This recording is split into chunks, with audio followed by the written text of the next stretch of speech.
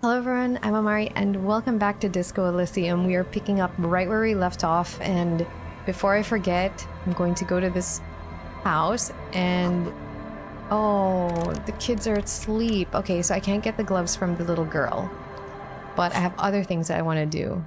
Why do I have this? Oh, okay. Never mind. I have other things I wanted to do. I need to go back to the whirling and tell, what's his name, the cryptozoologist about the traps. So I'll do that first. Before I start listing other things down, you know, let's just do that first, because otherwise I'm definitely gonna start doing other things. Definitely. Is there a teleport? Oh, I think there was a fast travel from there, but you know, now I'm walking to the church. So, and I haven't even explored the church yet. I love this game. There's just so much to do. Is he here with Lena? He is, isn't he? Maybe he's asleep? Oh, everyone's asleep. Huh. What can I do while everyone's asleep? Well, I can give the idiot Doom guy his jacket back. Tequila sunset. I found your jacket. Ah, tequila. I knew you'd come through. That's fucking great, man. Give him the jacket. Let me see. What? This isn't my jacket. My jacket was beautiful. This is fucking filthy. What am I supposed to do with this? What do you expect? You left it outside for a week? I'm not taking a disgusting pile of hobo rags. I may be in an irrecoverably decaying orbit, but I've still got standards. Either bring it back the way it was before, or find a dumpster to burn it in. He hands it to you. You know, despite the guano, it looks like the jacket itself is stain resistant. It may just need a good scrubbing.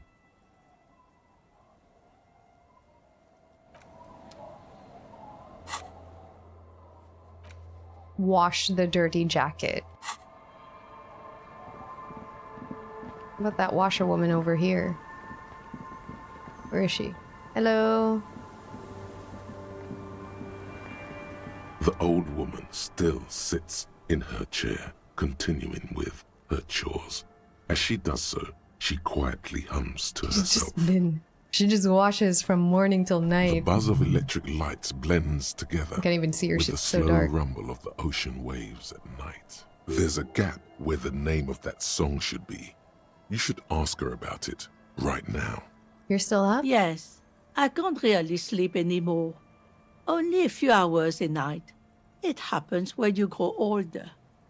She sloshes the water in the bucket around for a bit. My suggestion is, don't. Don't grow any older than you already are. Oh. That's old enough. What's troubling your mind? What is the song you're humming? A lullaby my mother used to sing.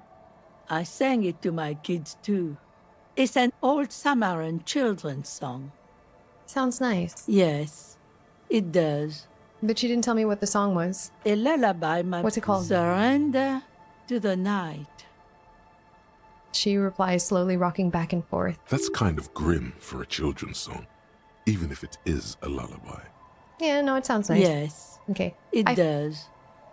I found this jacket, but it's filthy. Could you wash it for me? I can wash it for you, but it's going to take about a half an hour. Think you can stay put for that long? In the middle of the night, you're gonna wash it. I meant like tomorrow. I could but... use a breather. It's been another track and field day. Okay, yeah, I'll wait. Well, hand it over then, and I'll see what I can do. Must say, I'm proud of this one. It's pretty nice underneath all that filth. I hope you take better care of it than its last owner. Alright, goodbye. I'm off. Jamais vu. Yeah! Derealization. What does this do for me? Jamais vu. The opposite of déjà vu. Not already seen, but never seen.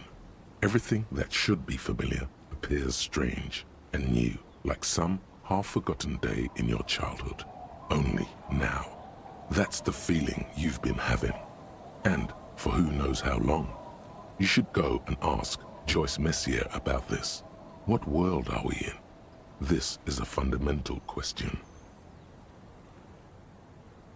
All intellect learning caps raised by 1. 1 XP for every orb clicked. Okay, cool. How did that help me? Other than the...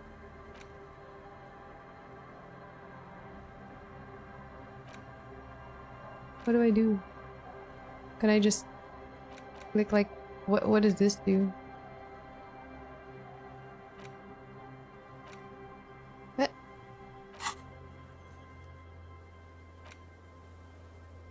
Okay, I guess I can ask her.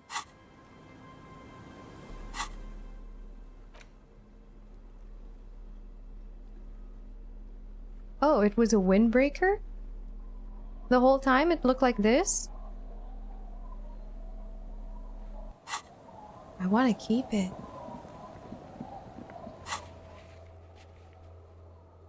I want to keep it. But at the same time, I should give it.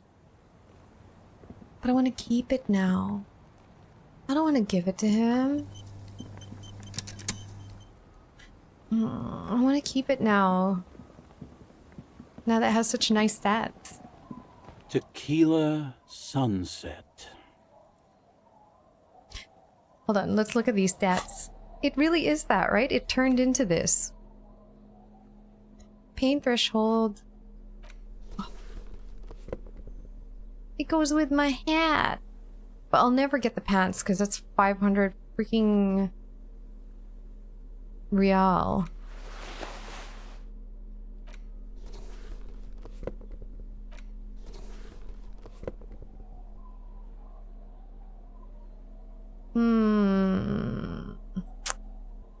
Let's give him his jacket back. Tequila Sunset. Alright, here's your jacket, fresh washed. My jacket? Yeah, the one you had me clean the seagull shit off of. A look of consternation crosses the man's face. He looks at you, then at his bottle, then back at you. What the fuck are you talking about, Tequila? You're saying this isn't your jacket? Faun? That's medium concept stuff, not my style at all. I can't believe I'm saying this, but maybe you should lay off the booze. This is not his jacket. It becomes Oh, abundantly sorry. clear to you how this man managed to lose his keys, business, friends, and girlfriend. I'm calling it. It's neurological. Alright, you're lost. I'm keeping the jacket for myself then. That shit is so medium concept, I wouldn't touch it with a stick. But yeah, okay. I'm sure it looks great on you. It's an okay jacket. It's if a you're great into that jacket. look. Alright. Do we have time to talk about your booze stories? But then I have to give you my alcohol. I got some more booze. Can you tell me the next story now? Of course. Drink first, story later. I'll give him the potent Pilsner. I think it has another... Not much, but it will do. He grabs a bottle from your hand and uncorks it immediately. The tale I'm about to tell you is an urban legend particular to Martinez. That said, I first heard it from a former bicycle courier in Coran. There are many variations on the basic story, and the details often conflict. What everyone agrees on is that nobody knows the exact nature or identity of the phenomenon. Are you telling the story of the headless? Shut the fuck up, Rosemary. Summer of 44. 17-year-old Gertrude Het is walking home from a late shift at the harbor. It's almost midnight. She stops for a cigarette near the canal. The streets are warmed by a southerly breeze. The lights of a passing motor carriage bloom and fade in the distance. In the harbor's dark, her cigarette is a beacon, dancing alone. The image comes to you effortlessly, as though you'd walked the same streets yourself 1,000 times. Our heroine finds herself enjoying the peace and quiet the canal provides. He looks up to the skies as if searching for peace himself. What she doesn't know is that her peace is about to be shattered. From behind her comes the clattering of hooves. Startled, she turns around, and what does she see? A horse? Well, yes, but it's the man on the horse that's of interest here. A man The pause is long and dramatic. with no head on his shoulders, wearing a fawn tracksuit, searching for the legendary found cap that went missing when he lost his head. Wait, I have that cap, right? That's what I'm wearing on my head. Wait, I thought the headless found rider rode a bull. Show him the figurine. I thought that he rode a headless pig. The lieutenant says with a little smirk. Well, there are many versions of this story, the most peculiar of which has the headless found rider riding on the back of another headless man. That sounds pretty, that's super spooky. Yes. According to legend, young Gertrude Het had to endure years of psychotherapy before she was able to look at a horse or tracksuit again. And she's one of the lucky ones. He takes a sip from his bottle. Gertrude Het may have been the first to witness the headless found rider, but she wasn't the last. Oh no. Tell him about the two feminists by the locks. Fuck, Rosemary, they were dating. No one said they were feminists. Everyone always misremembering this stuff. This wouldn't be the De Ponte Delgado case, would it? What? You know it? I've read the case file. But please, go on. Right. Early autumn of 46. Ula de Ponte and Eva Delgado are fishing near the waterlock long after the sun has set. The wind picks up. A sky already dark now blackens. Water starts falling from above. The first cold rain of the season. Two women stand on a small outcropping of rocks. One of them is wearing a purple raincoat. Thin lines reach out from the rods into the sea. Small droplets start appearing on the surface with increasing frequency. The women are caught in the downpour. They act quickly. Eva gathers the rods whilst Ula turns around to reach for the tackle box. When she sees something, her shriek is so violent that the residents of the nearby apartment building believe lightning has struck. But there is no lightning. Only a heavy downpour and the silhouette of the headless found rider He's such a good looming on the horizon. He's a good storyteller. Ula makes a run for the shore, but Eva slips on a wet rock and disappears into the cold, cold canal with nary a sound. Her body is never recovered. Ooh, he looks you straight in the eye. What did the case file say? Ask him. Naturally, Ula de Ponte became the prime suspect in the disappearance of Eva Delgado. De Ponte maintained that it was the so-called headless found rider and that she ran, fearing for her life. He adjusts his glasses. During the investigation, it became apparent that there was a love triangle, the third party being some small-time businessman. I don't remember the exact details.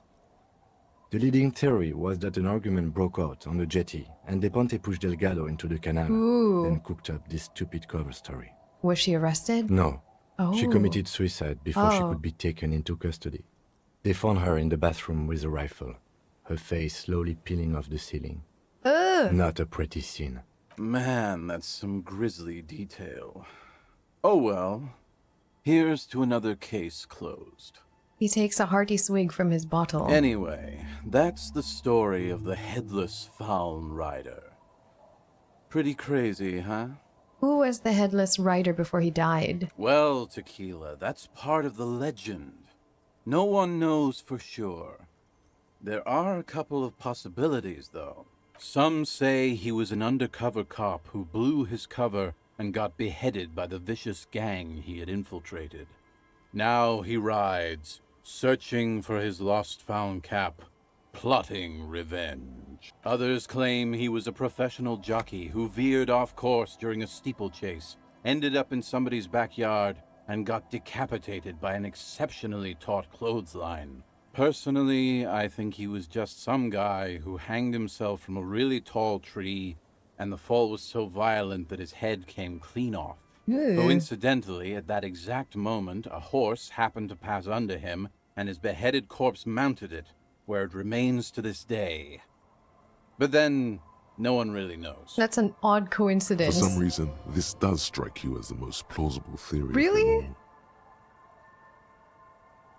Really? None of the...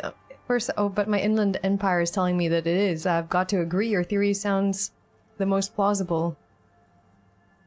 Really? That's like so coincidental.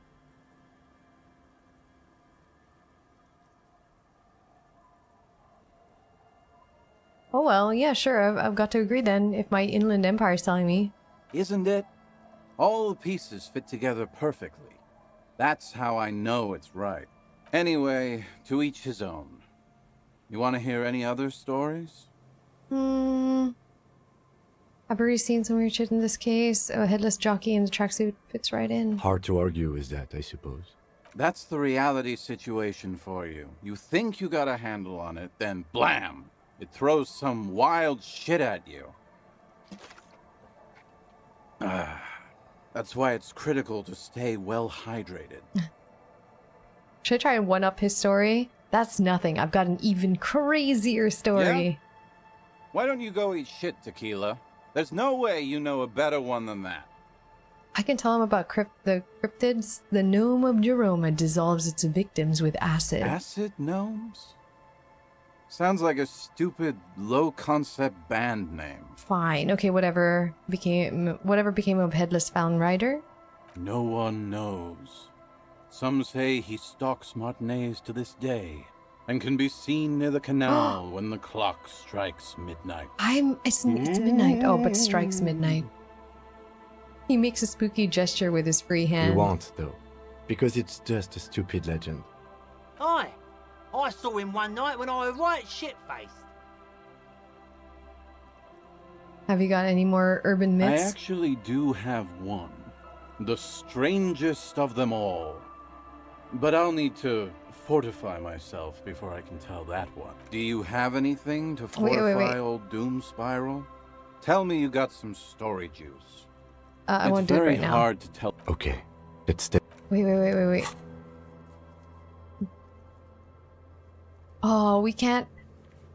There's nothing about, like, actually seeing this thing in the canals at midnight? Aw, bummer. Okay. I've been meaning to have a little chat with you about your sense of style. My style? What about it? I'm glad you finally started dressing a little more like an officer of the RCM. Keep it up. You like this? I feel like it's really cramping my style. You're an officer of the RCM, not some bon vivant. You know the expression, the clothes make the man? The right outfit in the right situation can make all the difference in the world. Okay, you're a sharp-dressed man. We could be style buddies. Let's not get ahead of ourselves, detective. Oh, we can go shopping together. A warm smile. Oh. Anyway, we should probably get back to the case. Let's go. He likes me. I'm just gonna look at the canal. You know, you never know. You never know. It's like midnight-ish. What if there's something here? What if?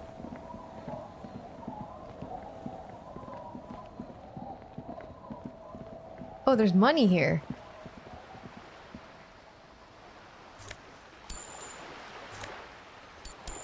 What, no headless Fallon guy.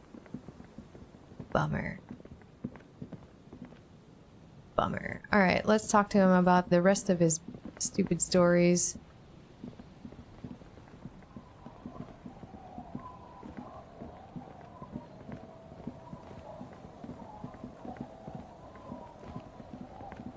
And then we send Kim, and then we go to bed. Because no one else is awake. Except for these guys. How come this guy is not awake? Is not talking to me? Call, Abigail. Where am I? What is this The place? man hiccups, then mumbles something unintelligible. Don't call.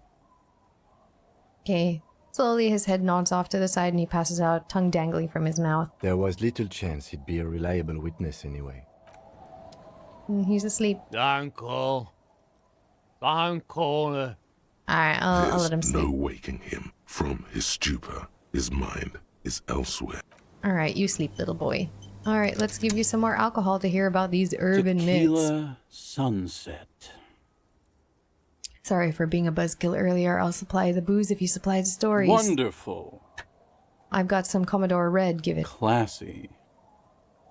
He snatches the bottle and pushes the cork in... In?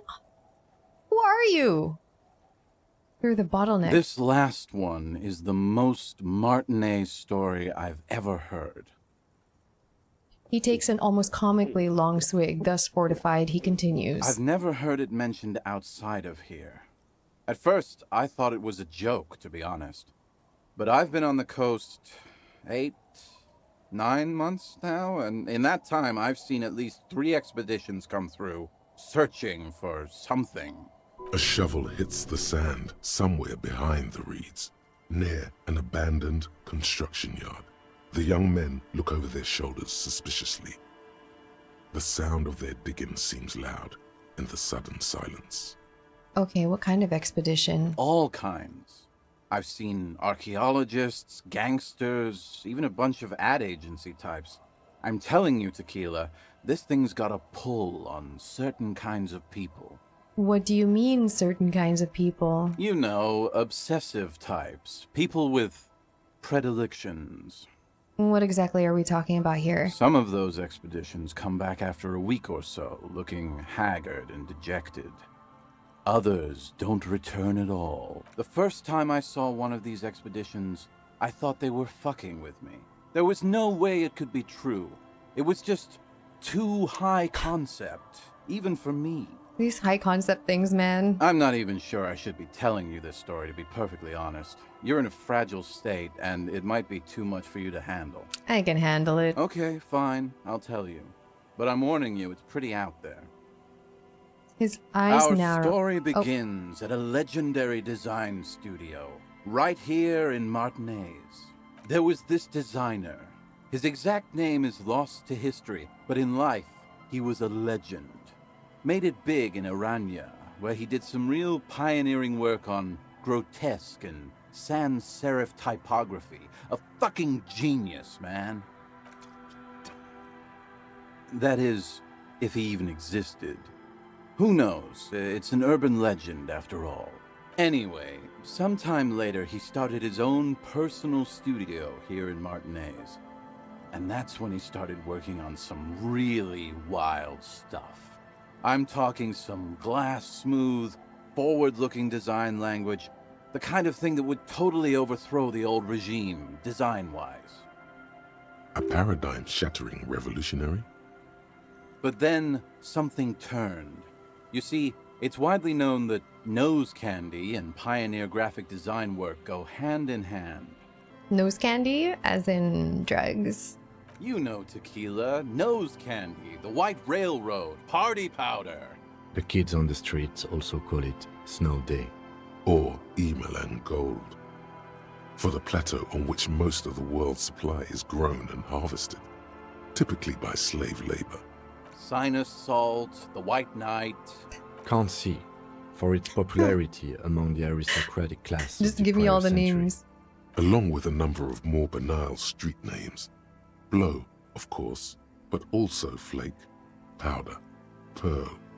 Really, anything that's white will work. He's talking about cocaine, baby. Me acting all dumb. Are you referring to cocaine? Shit yeah, Tequila. You know exactly what I'm talking about.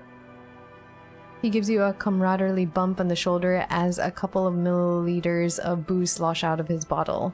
So what happened to him? You've got to understand, the work this guy was doing was so high concept that regular amounts of cocaine just weren't cutting it.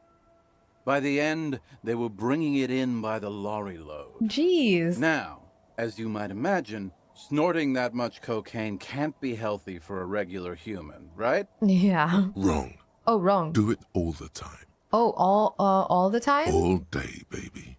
All day. Hey, Tequila, pay sorry. attention. Sorry. The story goes that one day he was balls deep in work on what he thought would be his pièce de résistance, an advert so minimal it contained neither text nor images, just pure white. Oh my god. Okay. Apparently the idea was too high concept even for this genius. He dropped dead right at his desk before he could finish. His last words are recorded to have been, "It's as white as a blizzard of cocaine." This stupid fucking idea. But the story doesn't end there. Supposedly, when they performed the autopsy, the coroner discovered nearly a 1/4 kilo of coke jammed into his nasal cavity. Ooh. It's a lot. That's almost certainly anatomically impossible. Yeah. Wrong again, Oh. nerd. Where there's a will, Nerd. there's a way. He's calling logic a nerd. That's right. 250 grams of blow had accumulated in there over the years. We're talking How? high-grade Saramaritsian pure. Not that cut-rate shit your grandma does. There are those who believe the designer was buried with this quarter key of nose candy still lodged in his sinuses. That's what those expeditions are looking for. The cocaine skull. The cocaine skull. The cocaine skull. I have no words. Wow. No. Wow. Wow. Why do people think their skull is here in Martinez? Here's the kicker. This designer, this lead designer of a world-famous design studio, was born in Martinez. A local boy, Martin Martinez. That can't be his name. That's why he brought his studio here, back to where it all began. And that's why they buried him here, too. Perhaps right under Ab's pipe there. He points to the pipe. Or probably further down the coast, or in some yard in Martinez proper. A hidden mausoleum, no one knows exactly. Am I gonna find this? No, my grandma always told me his grave lay somewhere on the islets on the bay. This is ludicrous and physically impossible. Sinuses can contain that amount of anything. Yeah, I know. My only question is, where does one get a shovel? Rosemary said something about islets? Don't listen to him or his grandma. He's just making things up. No, my grandma told me. I've heard other people say it too. That it's underwater. Or no, maybe it was the storm sewers. Or maybe it's in the air. Or in an ancient step pyramid offshore. In a pyramid? Now that would be something.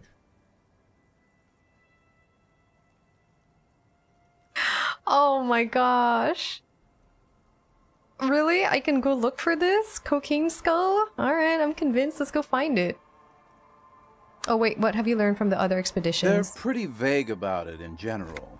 The gangsters like to claim they're looking for the grave of a friend, with picks and shovels. The archaeologists act all official about it, saying they're conducting serious research. Honestly, I think they're not really scientists, just rich. The junkies, for some reason, are pretty upfront about it. They just say they're looking to snort some blow out of a dead man's nasal cavity. Honest men on an honest quest. You should join them. By now, I'd say I know about as much about it as anyone on the coast. What do these expeditions plan to do with it? The archaeologists say they want to put it in a museum, the gangsters say they want to sell it on the black market, and the ad agency guys say they're seeking inspiration. Bullshit. They just want to snort it. But you could beat them to it, Harry. You could snort the magic skull cocaine instead. I'm pretty sure they all just want to snort it, though. Yeah. And why wouldn't they, eh? Sounds like right strong stuff. Oh my gosh, the rain is coming in heavy. Okay, I'm convinced. Let's go find it. Undertake it. Whoa, whoa, whoa. Hold on just a minute. Finding it right now is literally impossible. Why? What? Why? For one, the way is blocked by that big lorry that says Delta Logistics Company on the side. You definitely have to search the area behind that lorry too, yet it is impassable. And second, outfitting an expedition like that is expensive. It'd have to be a big production to do the cocaine skull justice. You need new gear, people who know what they're doing, all kinds of provisions. It's just not feasible within the economic and temporal frame of our current setup. Matter of fact, unless a bunch of money just falls out of the sky, we might never know what's up with that skull. I have to agree. We barely have what we need to solve the case we've got now. We can't afford to run around chasing after quasi-mythical pieces of drug paraphernalia. Besides, it would look extremely bad for the RCM to be caught up in something that has the word cocaine writ large on it. The PR is tricky on this. Damn, that's too bad. Wait. Maybe there's another way. Maybe up around the coast? Don't give up now. Up around the coast? Yeah, well, that's the reality situation for you. Who knows, though? Maybe someday we'll get our chance. Are there any more stories you can tell? Not that I can think of. Oh, okay, I guess that makes sense. You've been drinking a lot. That might be the case. Yes.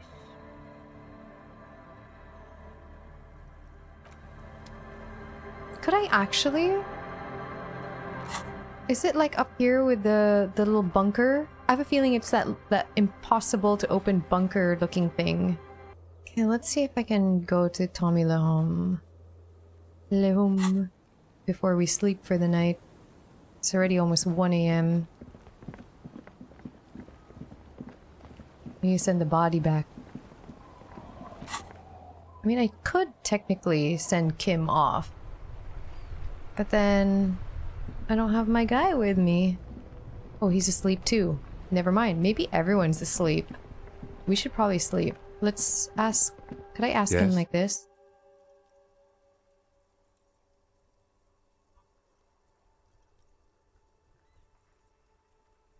Okay, we have to go back to the body, I think, to do that. Alright, let's go back to the body. Let's just send him off. Doesn't seem like there's much we could do this late at night right now. Unless I'm missing something. The man is decomposing visibly. All right, the lieutenant cool. adjusts his glasses and takes a deep breath. Let's bag him, take him away. The lieutenant takes the body away, work alone for the rest of the day. All right. He takes out a shiny black body bag and starts pulling the plastic over the dead man's face. I will need a little help carrying him. Okay. You take the hands, I'll take the legs. Bag the corpse and drag it to the motor carriage. Ooh.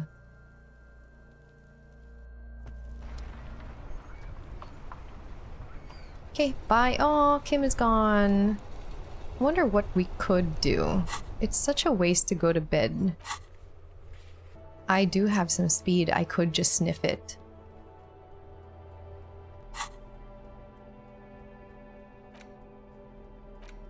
Is this it? Nope. Nope. Nope. Where is it? I don't know what speed looks like. Tool? Oh, there. Speed bottle.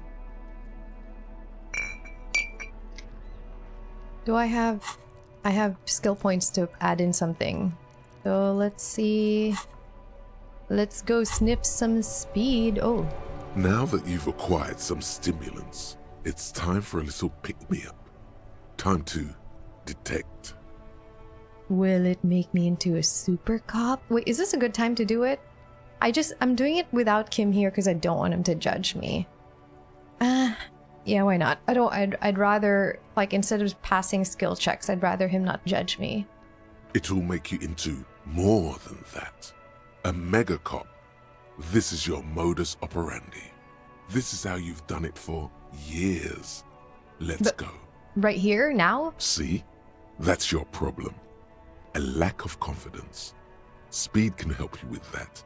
It can help you with everything. It's gonna be really bad for my health, isn't it? It's not ideal, no. But you need the zeal. Let's face it, you're never going to finish this case without cheating. Okay, my body's ready. Let's do this. Try some speed. You raise the bottle, close a nostril, and inhale furiously. The rush is almost immediate. It tastes bitter and caustic and stings a bit inside your nose. Well, I'm not dying. Mamma mia. Now the taste is slowly receding into your throat. The rush is growing in intensity. Your little heart pounding like a bird in a cage. A sweat breaks out across your brow. Your jaw clenches. Oh, there it is. Let's be honest, there's a little chest pain. The good kind, of course. You may want to blast a nosophed or something. I did. You could work with this high. Like, literally work. Solve the case. File some papers. Maybe clean up your hostel room. Then solve another case. Then start a side investigation. I've been into doing the that already without paranormal. the speed. Then build a radio computer. Whoa, this shit is strong. This shit is disco. Feels great. Are there any downsides to all this? To this all? To this? You kidding? There are downsides to not being on it. Cool. Let's boogie. Finish thought and spring to action. Spring. Everything is clear around you. You're ready to concentrate on the next task in the task chain. In the bottom right corner of the screen, there's a speed button. Speed gives +1 to motoric skills. Perception, reaction speed, hand-eye coordination, savoir-faire, interfacing, and composure. This is good before a white check, but damages your morale. So those are yellow checks, right? Yeah. Do I have any white checks that are yellow? Map wall? Cafeteria window? Wash basin? Wash basin? Cafeteria window. Let's see what's in that cafeteria window. I would rather not walk around with a bottle of speed in my hand. Let's remove that. We're gonna get more of this stuff. Why can't I do it? That's the cafeteria window. Alright, what's this wash basin then? Is it where the... Is it to cut my beard off? Yeah, it is. I don't want to do that. Map wall. Oh, for drawing. I don't want to do any of that though. Speed bottle. Oh, psych is also up?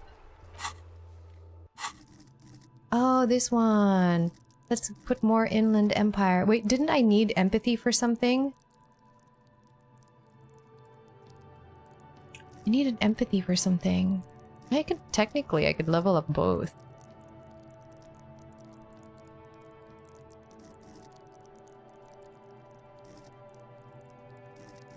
Let's put it in empathy. Because while it's up to 2. I don't find myself as an authority figure. But I think the check for Titus Hardie was authority, but it was a white check. Was it? Yeah, it was a white check, I think. Do I want another one in Inland Empire? Because it's so weird.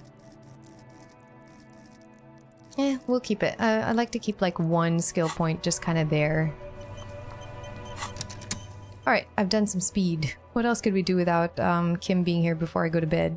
Oh, I have the empathy. That's what I needed to talk to Estelle. Okay, so she's here. Is she still awake? There's someone's home away from home just like yours. Here we go. Hello again. Empathy. I thought I failed this. Okay, tape recorder lies on the ice like a discarded toy. Pick it up. The device is cold to the touch. An angular Omicron logo adorns. Alright, we'll try that again tomorrow. What others do we have? We have that empathy check with Cuno.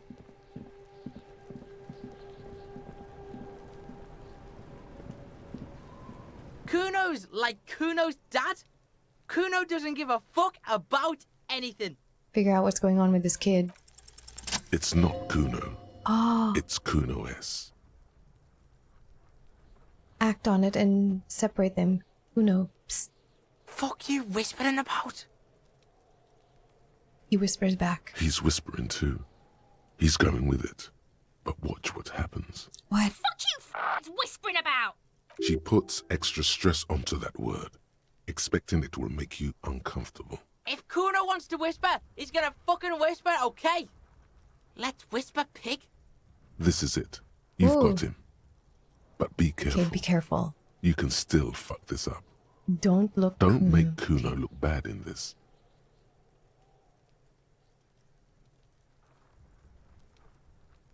Ooh, don't. I'm glad she's out your hair. Yeah, don't make him look bad. Blame it all on her, obviously. Yeah. Or... What's up with her? She's terrifying. Crazy scary. Yeah. Crazy? You don't know the half of it. Yeah. She's not crazy. She's insane. Insane. Dangerous. She smoked a man. She's done people in. Probably even pigs. Did she kill the hanged man? Stop talking to him! Cuno, I'm fucking warning you! You're gonna get us into shit! She understands what you're trying to do. Does she? Yo, see? Did Cuno not tell you? Cuno told you. Cuno talks to whoever he wants. Talk, pig. Cuno's got it under control.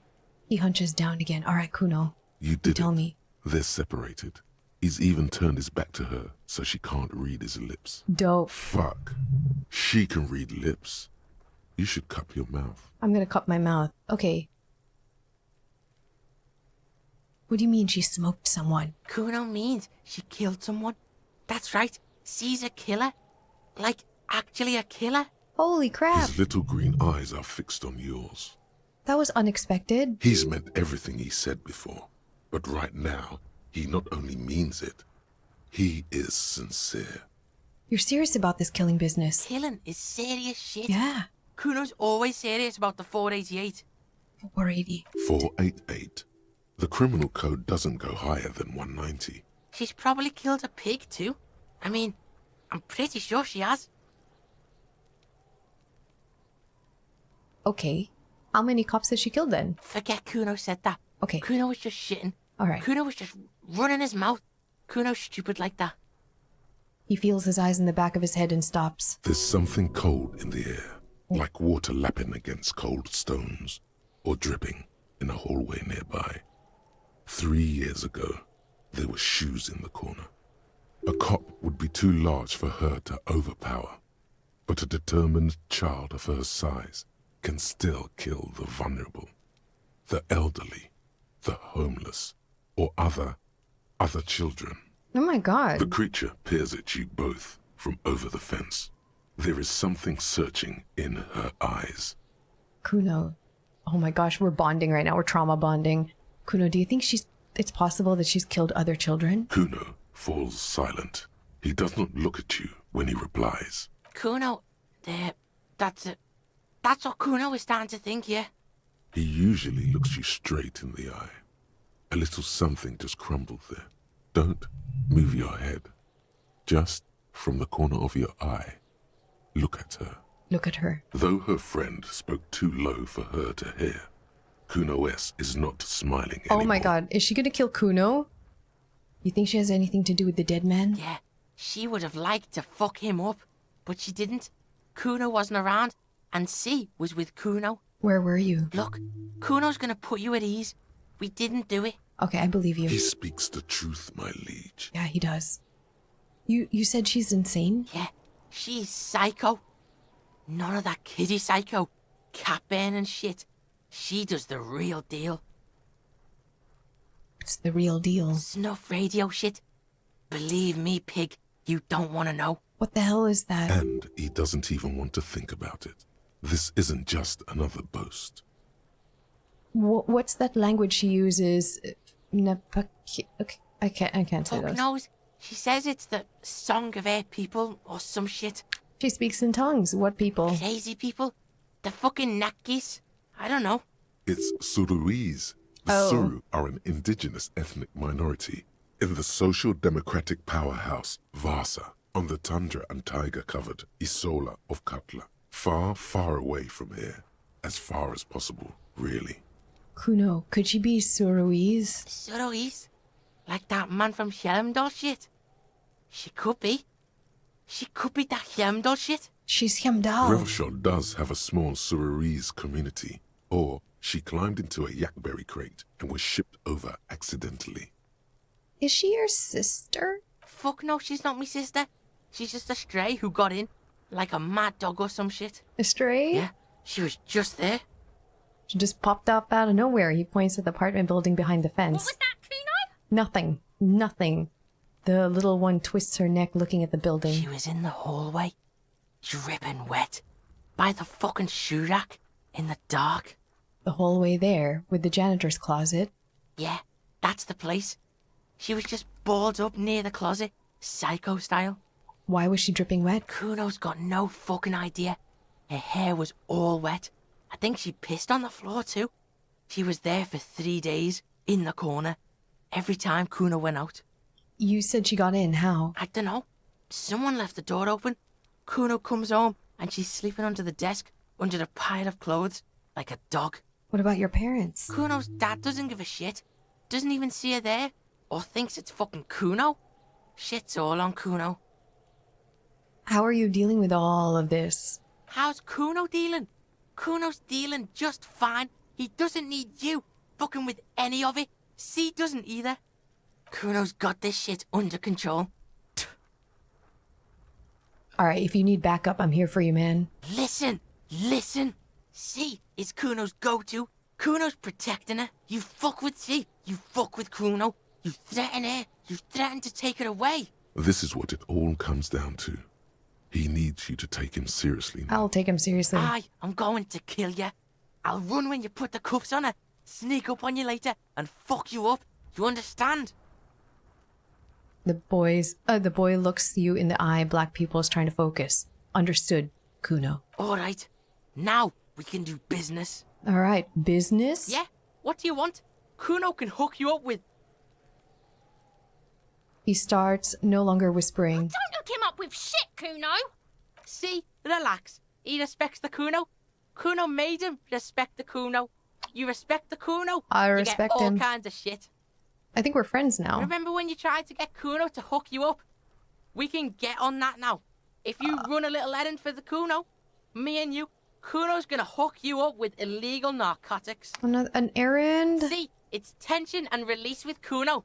Now we releasing. The pan buying shit, that's on now too. 90% discount for Cuno's pig. Cuno can flex. Cuno flexes for hobos. Cuno sees you're in need. Okay. It's 15 real. Much more reasonable, but I don't have that much money yet, so I will wait. What was that about running you an errand in illegal narcotics, Cuno? Cuno gets it from his dad. Cuno and his dad are major suppliers. Whoa. That's where Cuno gets his lightning on. Problem is, Cuno and his dad had a little falling out. Now junkies clawing at Cuno's door. Streets going mad. Cuno's got to throw his dirty popo man at it. Okay. Dirty popo man is you.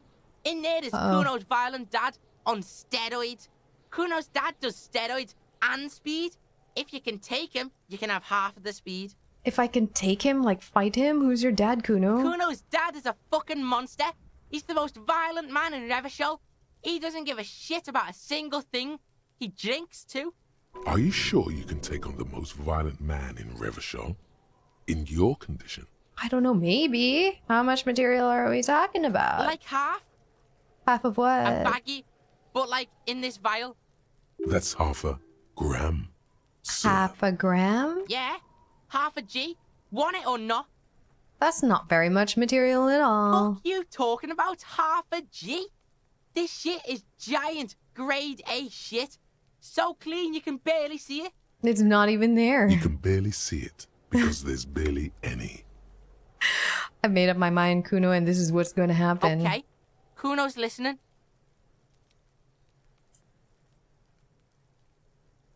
I'm gonna go in there, you see?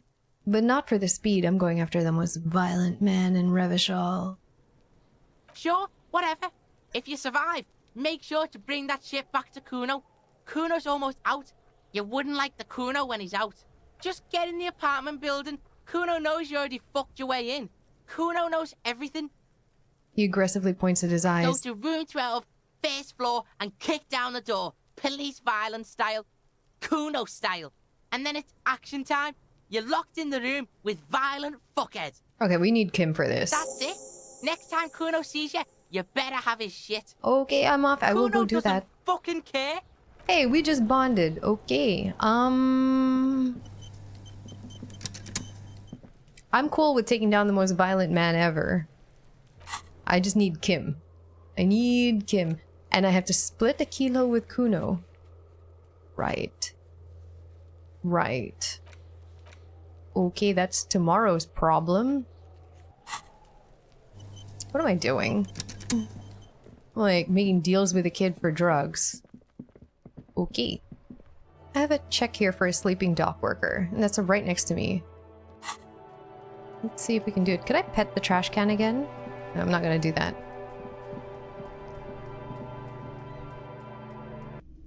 Where is he? He's no longer here. There's never anyone here. Alright, what else? Other white checks. Warded door I can't seem to open anymore. Map wall. Ice cream maker. But it said impossible with the wrong pry bar. It still says impossible, right? Heroic. Can give it a try. What's the harm? It'll reset tomorrow.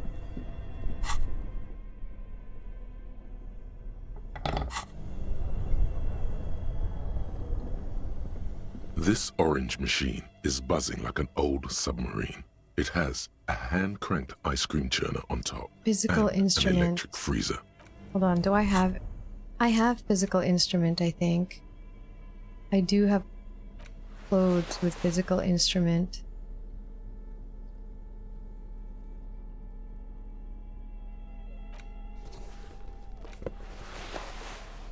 I have one piece of clothing with physical instrument?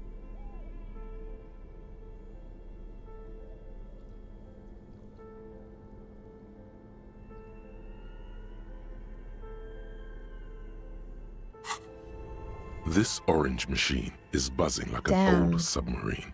It has a hand-cranked ice cream churner on top. It's and gonna an reset tomorrow, so I might as well freezer just... that appears. The ice squeaks, but you see, that's a All good right. pry bar. Yeah, I've Sooner already or seen later, this. you will stumble upon a tool might. Yep, I will stumble upon this tool. Alright, there doesn't seem like there's much I can do at this time of night right now, so we will go to bed. Then I can figure out one of the 100 things that I want to do. Oh, there's my bed. It's like It's getting 1,000 cold. things. This late in the night. Time to call it a day. Enter the shack. I'm not gonna do the wash basin. I don't want to shave off my The bed is beard. comforting, if a bit run down.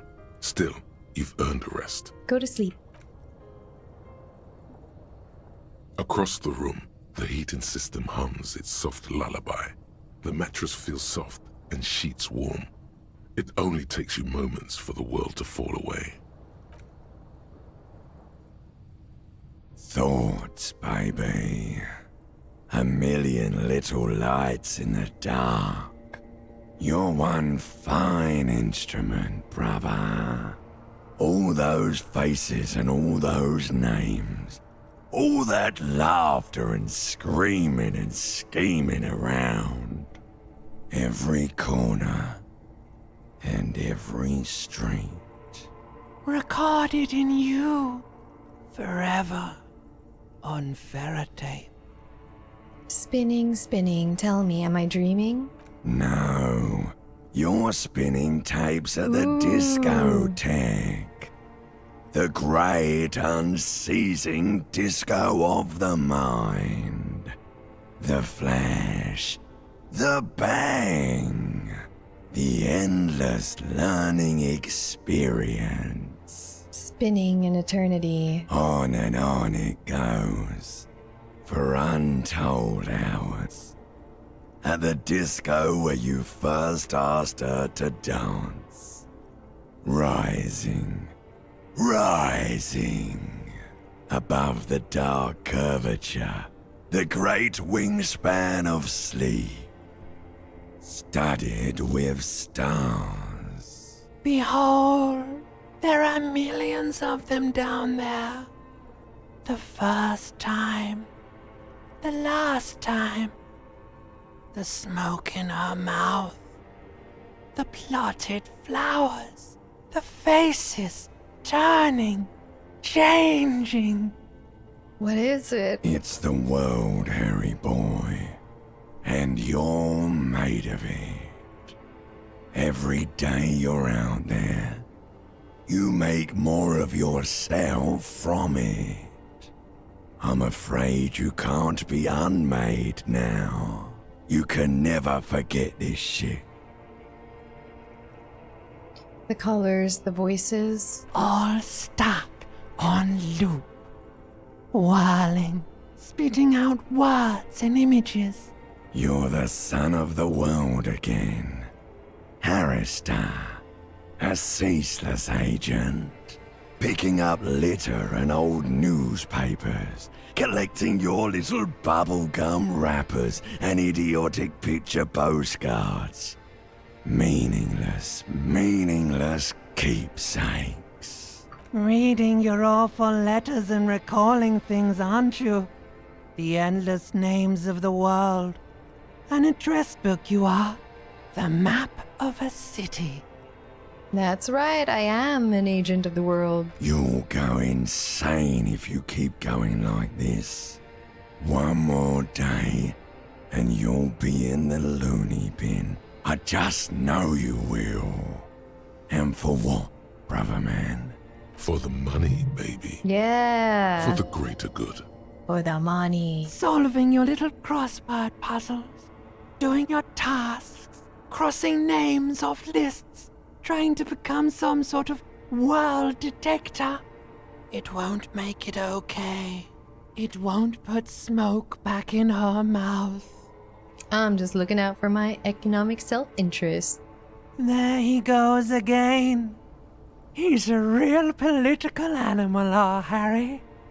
He still doesn't see that it's the world changing around him. He's got no idea what he's in for. Why? 'Cause only love can break your heart. Oh, cute. Feel the pillow under your cheek. Beep, beep, beep. The alarm is ringing, Harry. The disco circus goes on and on. You barely slept 3 hours last night. Do it for the wind. Okay. Do it for the picture puzzle. Put it all together. Solve the world. One conversation at a time. Open your eyes. These dreams are weird. Hey, Moneymouth. Indrak, the impeccable hustler provider of the 7th generation. It's showtime with Savvy. Oh, so now it's Savvy? What's up, buddy? What's up? I'm worried about what's down, broke boy. I'm talking about your severe lack of money. I know all about money. No, you don't. Oh. You just keep muttering about your economic self-interest and not doing anything about it. Yeah, I heard you back there. What the hell was that? That's called superstar talk. Don't try to keep up with me in my best dreams. Wait. Yeah. Superstar talk? Good one, hustler. Gotta keep the dream alive. But it's not really showing up in your net worth yet, is it? And it's what? Day 2, 3, 4? How many days do we get in this game? It's day 4, if we're counting days since the event. Listen, if you really want to make it in the big leagues, you need to reconceptualize your entire portfolio. Collecting tear and moaning about taxes is not going to cut it. Agree. I need you riches. You need to become a millionaire. Now, how do you become a millionaire? I don't know. Does this giant check that Everett give me help? Not unless you have thousands of them stuffed away in secret. Alright, I give up. I have no idea how to make millions. Of course you don't. You've never even been close to a sum with more than 3 zeros. Let's face it, you've been on a years-long losing streak. But Savvy's got your back. Savvy's going to book you a charter flight with 80 birds of prey on board. To a land where the streets are paved with Krugerrands and fixed income securities. You'll try again, but this time with money. You'll win her back. Are you in? Oh, yeah. I've hustled, I've grinded. Show me the millions. Attaboy.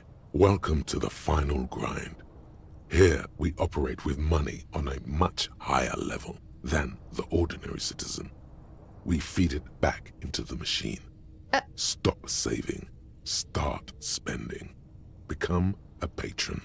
But I have very little money to spend. Let's start by getting you into the lucrative art market to diversify your assets and increase your ROI. Speaking of which, know any artists? Yeah. Interesting. Are we speaking of visual art or something more conceptual? We're looking for painting? Artist? I'm an art. What about the speed freaks and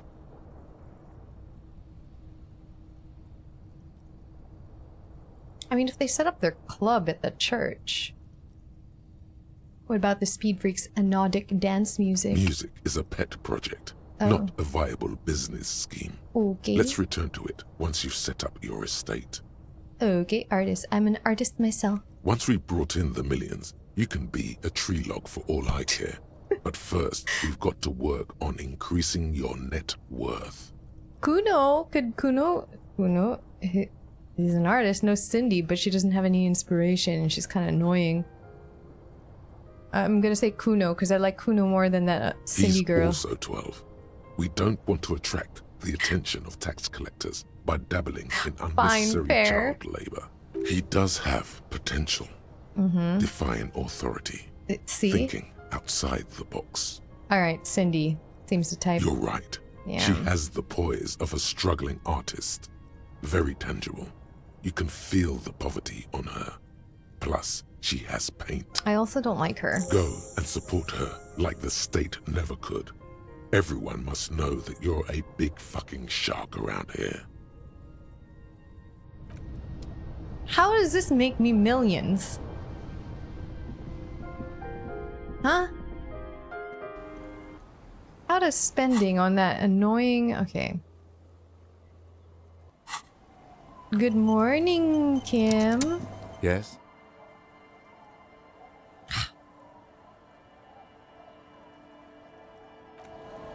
Alright. But I want to know what happened with the body. Now that... Did we just hear about it soon? I guess we can go to his car and call, but let me talk to this little girl here. Oh, little girl, you have gloves, I think. Hello, mister.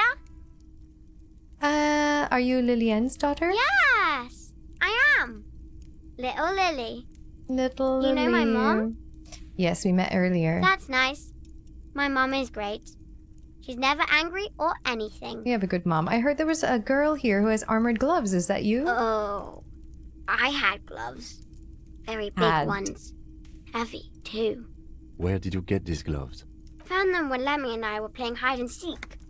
In an empty house. Where no one lives. I think someone hid them there. She doesn't want you to think she stole them.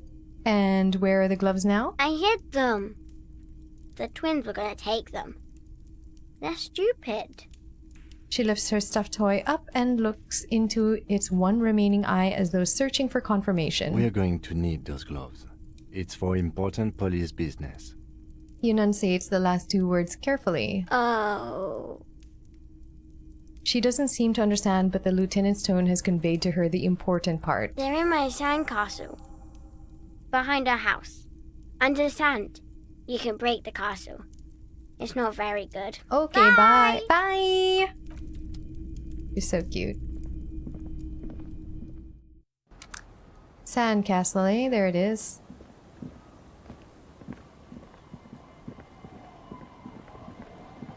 Weather has not been kind to Lily's little sandcastle. Oh. The once mighty towers are quickly eroding away.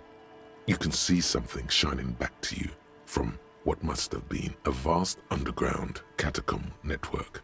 Reach in the catacombs and pull out the shiny object. The walls and floors give way to the giant's greed, collapse and present you with a pair of ceramic gauntlets. Congratulations. That's the gauntlets down then. We're doing good on the armor collection front. Sweet. What do the gloves give me? Interfacing. Okay. How many more pieces are there? I have the chest, the legs, the gloves. I'm assuming pants? Maybe?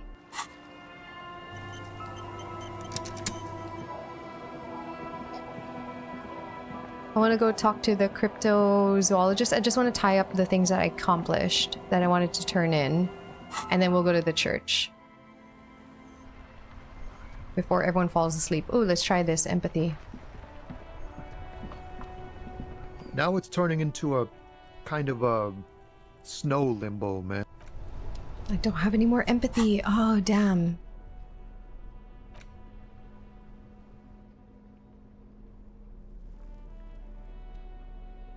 Oh no. I need empathy. I wish he wasn't asleep last night.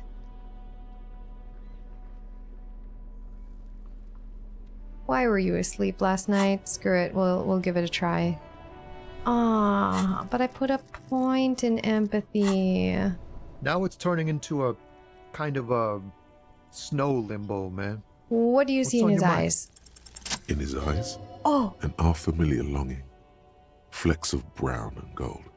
familiar how? It's hard to say. His gaze wanders southwest, down the street that goes beyond the horizon. The road continues for miles, flowing together with other roads, turning into causeways or bridges, ending suddenly in dead ends, or ramping up or down highways. It forms a crisscross pattern across the land.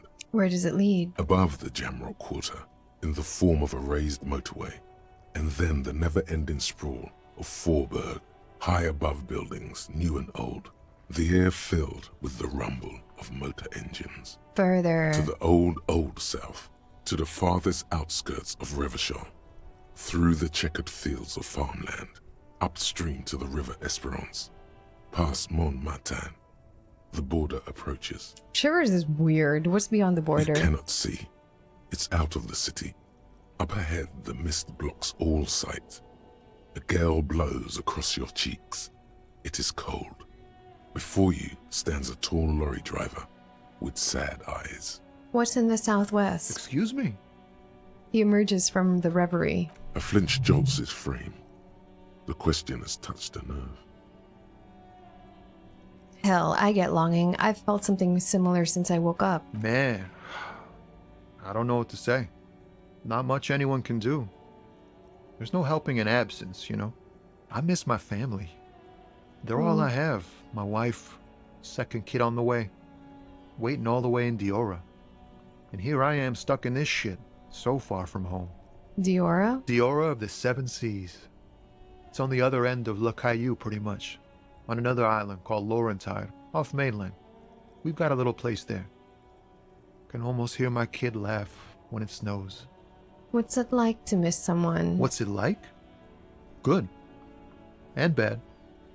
An ache that brings you joy. I think of them a lot. I dream up these silly scenarios in great detail of living with them. It comforts me. What about you, Copman? You missing someone? I think. No. It's scarier than that. You're pursued by a hunter, smelling of apricots and sorrow, and the past. No, I feel hunted. Hunted? By what? By a shadowy figure known only to me as the ex-something. An ex-wife? Ah! Okay. I don't know. Whatever it is, one thing is for sure. It's not my ex-wife? I feel like it could be. But I'm gonna go with ex-wife. No, it's a sinister presence that haunts me across all planes of existence. Sinister presence? Wow. That sounds really bad. I hope that doesn't happen to my marriage. Don't worry. I'm certain nothing bad is ever gonna happen to your marriage. Yeah. In marriage, you never know if you're doing the right thing. I hope we're doing our best to keep ours together, but anything can happen. Look, man, thanks for this. It's nice to talk to someone. I know it wasn't easy to ask, so I hope you find your way through your own troubles. Alright, bye. That's cool. I like getting to know all of these characters. Cargo container door. Oh! I forgot I could convince the cargo container door to open. Wait,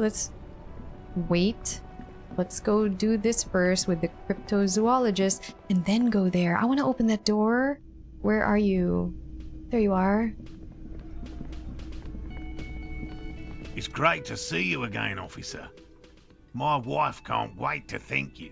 Go on, talk to her. Okay, I wanted to tell you about your traps, but okay. Oh, sweetie, I don't even know how to thank you for finding my husband and helping him out. I hope we haven't been too much trouble for you. Just doing my job, ma'am. Here, I want to give you a small token of my gratitude. It's a tie, Mexican origin. The pin is an antique, quite special. She hands you a thin ribbon held together by a silver bird skull. The little silvery knob holding the tie together feels warm in your hand. It's in the shape of an avian skull with 8 eyes. You could ask her about this when you get the time. It's probably a cryptid, but the phasmid, of course, is more important. You never told me you've seen the phasmid. Oh, you don't want to hear about some old woman's ramblings. Ramblings? Nonsense. Your description of the phasmid is the most precise I've ever heard. But darling, I didn't even get the size of it right. You were a child, my dear. Really. It's extraordinary what you were able to describe. Now go on. Tell our friend about it. He's proven his interest in the field. Our friend. Reflexively, the lieutenant readies his familiar notebook. He's gonna write notes about this? Well, Okay. It was summer. I was building a racing track out of sand on the beach near a tall stand of reeds. Quite a tall one. Many times my height, I remember. When, all of a sudden... What happened? I looked up, and one of the reeds moved. Not like a plant, but like a living thing. It stood up and looked at me. Its body unfolded like some antique toy. I'd never seen anything like it. The reeds turned into a creature. I didn't know this can happen, so I reached my arm and touched the thing. It felt just like a stalk of reed, but it moved, swaying, towering above me. After a while, 20 seconds, a minute maybe, it left, went into the reeds. Did you follow it? I tried, but I was only a child. There was mud and high water. I couldn't see it anymore. I was just standing there knee-deep in mud, looking around me. Then what? I ran back home to my grandmother and asked her if reeds could walk, and told her they were looking at me. Of course, she just laughed at me, but I knew what I'd seen. For years, it was a story I told at parties when I wanted to impress boys. That sort of thing. Of course, most people just took it as a strange, amusing anecdote. So did I, honestly.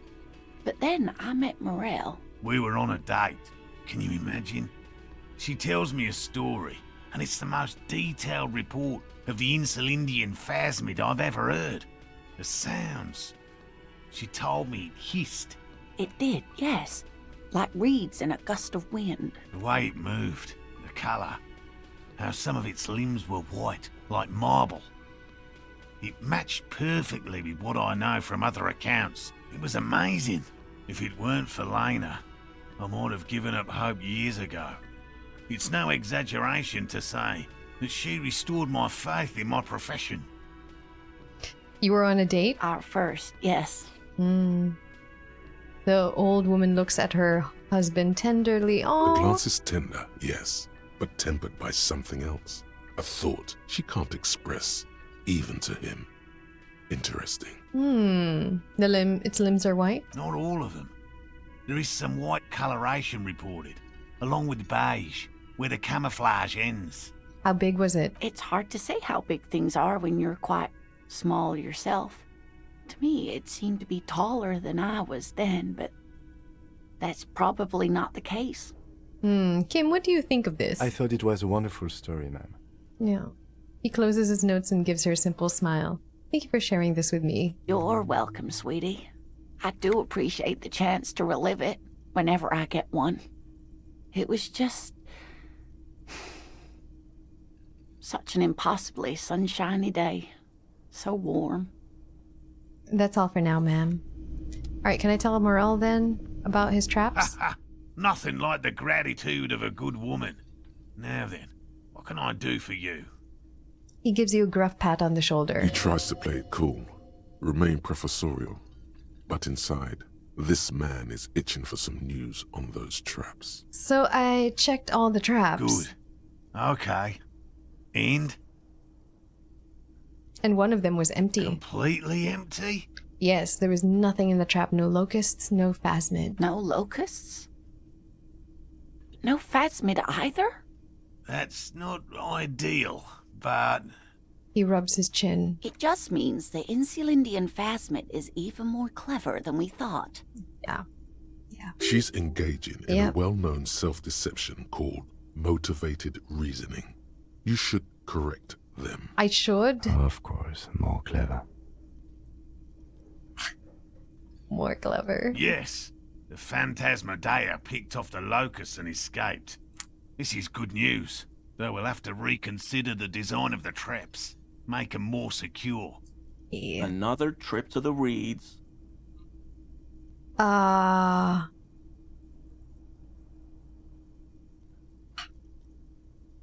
not very scientific to reason backwards from the conclusion you want to be true.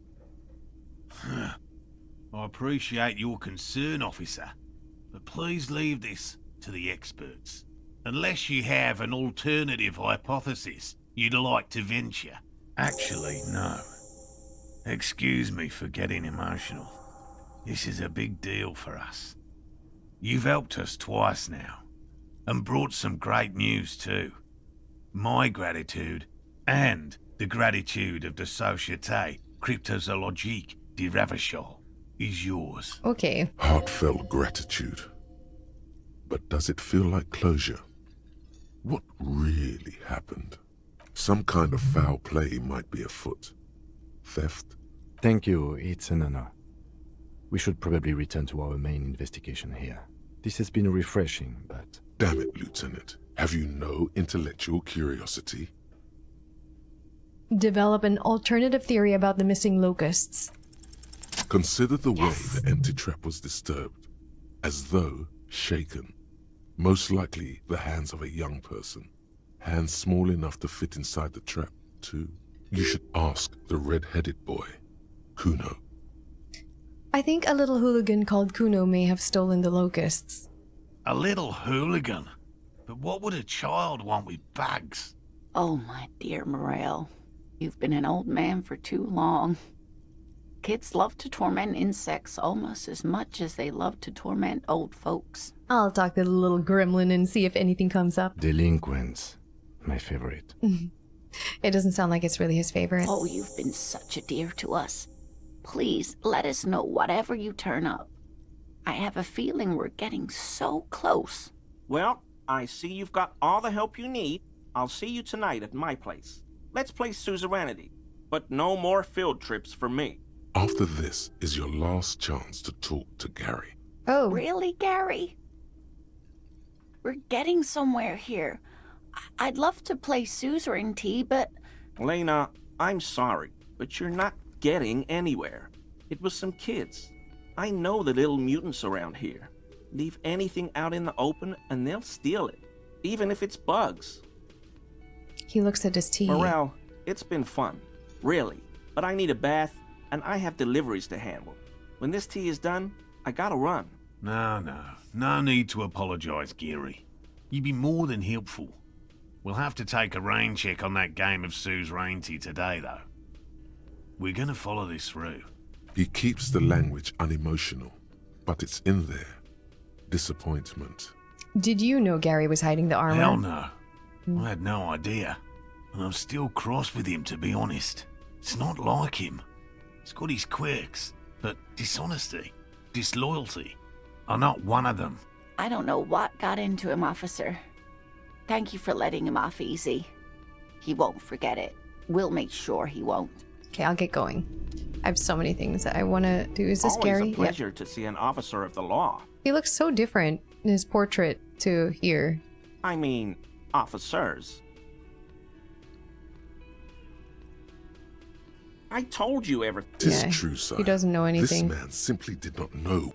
Okay, so I guess I don't have to follow up with anything with him. I could do this now. No, wait. I have an idea.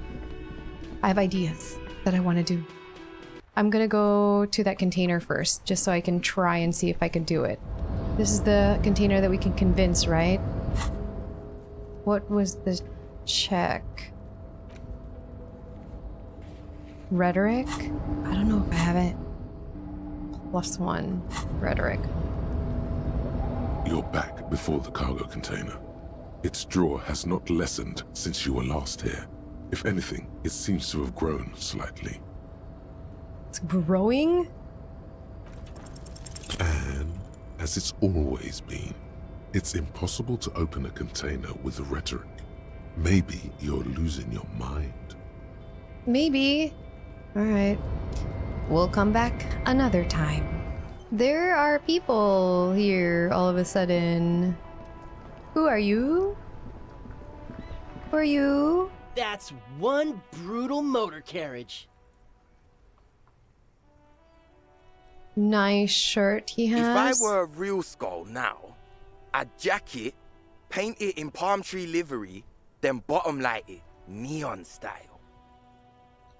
His companion wears a simple yet elegant slogan, "Fuck the world." A snazzy shit-ripped skullmobile like this would make a fine trophy. We could, like, hang fucking shrunken heads from the side mirrors. Cops' heads. Scary tribal shit. Yeah, tribal shit. A cop carriage like this would have proper skull value. While I appreciate the interest you take in my brutal motor carriage, I have to stop you right there. The RCM takes threats directed at its property seriously. It's just theoretical work, Copper. No basis in reality. Man, if we were certified skulls right now... Skulls. Now there's a strong organizational title. Who are you? I can tell you who we're not, cop. We're not snitches or skulls. Which is not to say that the skulls are bitches and... On the contrary. The part of this presentation you want to take home with you, cop man, is we're not part of the skulls yet. Okay then, let's indulge in some intellectual exchange. These young men seem eager to share their beliefs. Who are the skulls? You don't know? What kind of cop are you? It's not a question. Don't get into it. I'm so glad you asked. The question was rhetorical. The skulls are the most vicious gang of the Besmertne. Besmertine, or the Besmati, the Immortals, are West River Sholian crime syndicates. The nastiest bunch of psychos ever. Jacking carriages and getting into high-speed chases. Is that what you're Possessing doing? an infinite amount of fuck-all swagger, infamous for their non-verbal modus operandi. Say nothing and be nonverbal. They usually occupy the burnt-out quarter in Jamrock, or you can find them loitering around their brightly painted bottom-lighted vehicles.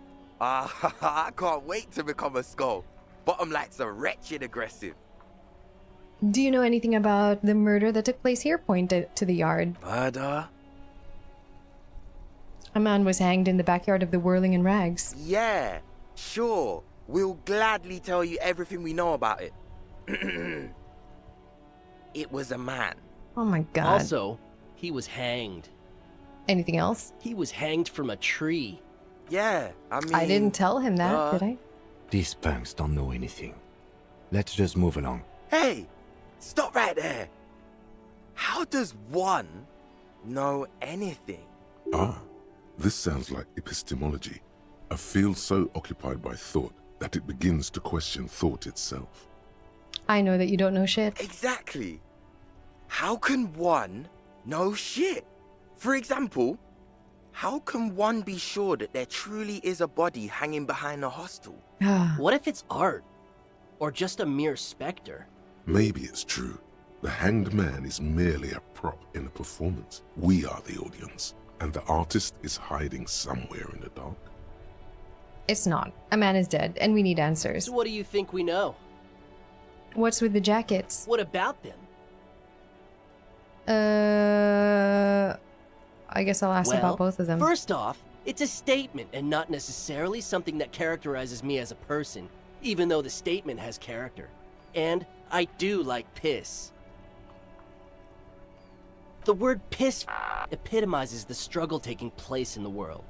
Things being defined as they seem, not as they are. And, I guess, it's also about communal spirit, the future, and truly appreciating our differences. What? Also, That's you've got to stretch. admit, it catches the eye. And since the Grand Piper is slowly but steadily moving towards basing the economy on it, attention, it is imperative that the medium itself convey the message. Yeah, I'm just gonna... yeah, sure, makes sense. What I mean by this is, we are all piss and that the world is inherently meaningless. It seems that the young man has a certain expertise in at least one field, even if it's rather narrow. Okay, turn to the dark-haired youth. Like I said before, many men keep searching for the one, for so-called true love, which is actually just obsession masquerading as kinship. The thrill of the chase, the hollowness that fills your chest cavity after catching it. I'm wondering if the poetics come with the jacket, or are they derived from something else entirely? To catch a fish, you'll need to hurl the lure many times, and even then it isn't certain that you'll get anything. If you blow up the lake, though... That's a terrible metaphor. You get more fish in a shorter time. And, for time is of the essence and fleeting ever so quickly, one must think of a way to fuck the whole world and not get caught up in fucking someone. Because when one fucks everything, he fucks nothing. And that, to me, feels glorious. Sticking your dick into the void. Hate to admit it, but in a weird way, he's got a point. Is it a coincidence that here we have two badass jackets and two badass cops? Hey, Kim. Yes? Do you think it's a coincidence? Oh, what do you think about their jackets? Leather jackets adorned with immature writing? The ideology they convey helps the boys justify poor choices in life and fashion. I'm not a fan. Why are you always so patronizing when cool possibilities cross our paths? What are you implying? I don't know. We should get these jackets. For what? What do people do with jackets? They wear them. The concept of getting dressed is familiar to me, but wearing jackets like these isn't appropriate for an RCM officer, unless he's deep undercover. Ooh, but in theory, Kim, if we were to confiscate these jackets, which one would you wear? Neither. Oh, come on, Kim, it's just a mental exercise. Fine, if only to end this discussion. Theoretically, if I were a juvenile delinquent, if I were to already be down that path, I think peace is the stronger of the two statements. That works. I feel more like a fuck the world kind of guy. Seems about right, especially considering your heroic exit attempts. That's an origin story for a dynamic duo right there. So are we done here? Or you don't need us around for your secret whisper party, do you? I wonder... Well, talking to you has definitely been something. Hold on. I'm gonna get us these jackets, Kim. Hold on, Kim. You just wait. You wait, Kim. If only there was a way to organize this so that... Or remember... What is what? Oh, do I not have any more half-light? Oh no. Oh, half-light! Half-light. Oh, that's it? That's all I got? Alright. This is it, Kim. Getting us these jackets. That ride is... Hey, piss... Look who Please. it is. Do you... Shrunken cop Wait, material. let me see if I can increase this. Do you guys know Cindy the Skull? Oh yeah. Cindy's a right proper skull. The young man's eyes glaze over, his voice filled with longing. Yeah, a true artist of the future. Just like Arno van Eyck. By the way, if you see Cindy, give her our regards. No. For all their nihilistic posturing, these young men are not lacking in youthful idealism. I see you kids are into anodic dance music. Oh man, yeah. We're not fucking kids, man. Ooh, we can invite them to the rave later. Be wary. Of once the we sort it out. abyss. Why? It's a threat. An impotent threat of violence. Don't fuck with me, boys. I'm one of the bad cops. Whoa! Come on, man. We're just talking here. Just words. Nothing wrong with that. Yeah, no need to throw your authority in our faces. You wanna talk? Let's talk, boys. Ooh. Ask them.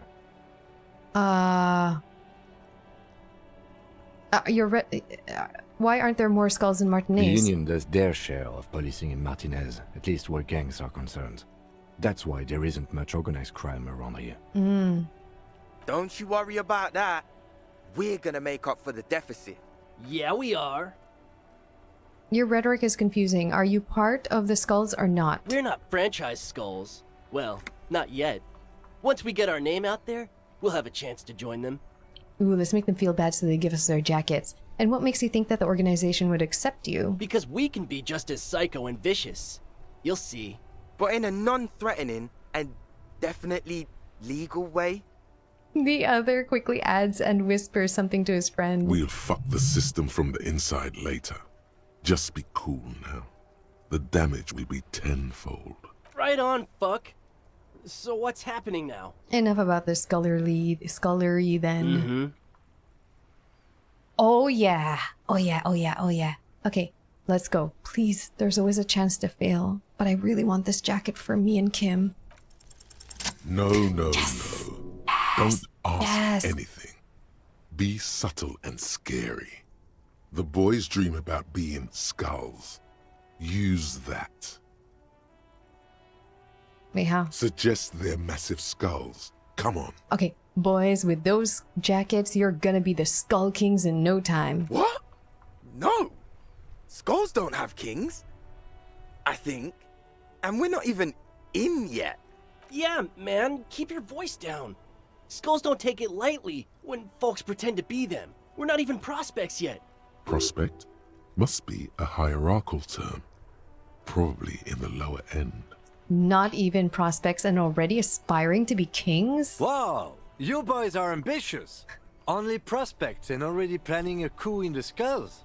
You're destined to go far. Yeah, Kim, go. He gets it. Passive-aggressive flattery. Shut the fuck up. Are you trying to get us killed? Hell yeah, Now Kim is bring it to in on the it. jackets and, yes, start shouting. Yeah, we want to be cool killer skulls too, like you guys, but we don't have skull jackets. Please be quiet. What? What do you want? The jackets?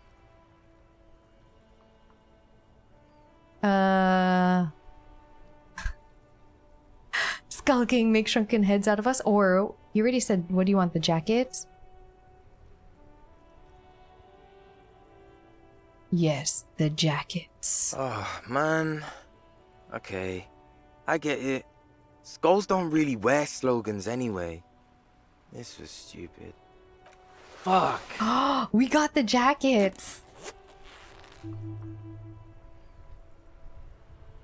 Since you said you're more of a piss kind of guy, I'll take the other one. I'm absolutely okay with not having either one, thank you. Why not? They're a pair. We could really raise hell. Go undercover. Hard. This case doesn't require us to go undercover or raise hell. In fact, I don't think the jackets will be useful at all. I just wanted them to not have them anymore. Oh. Cold-hearted cop. So it's good to know we have a pair in case the need arises. The need will not arise. It might. The jackets are meant to complete each other. If a man was standing alone on a street corner with his written on his back, it'd just be an individual that has taken a liking to urine. And fuck the world all on its own is, frankly, generic. I don't know, Eric. It's cold out. The dark-haired young man just stands there, defeated. The wind blows. Yeah, let's get out of here. The cops fucked us. You won't make it far. So, I got jackets. Oh, I get more half-light? Well, drama. I don't want to wear that. I want to wear this. I like wearing this jacket. It just looks so cool. And then What shirt am I wearing? Rhetoric.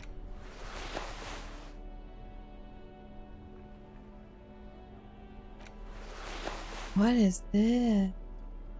Oh, that's the thing the lady gave me. Cool. Alright, let's talk to the car.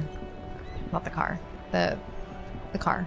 Inside, you see a set of steering levers, a radio microphone, a pull-out toolbox, and the soft... radio. This is Precinct 57. How may I assist you? Oh, did you find out more about the owner of the armor boots? Sorry, sir. I still haven't heard back from the database people.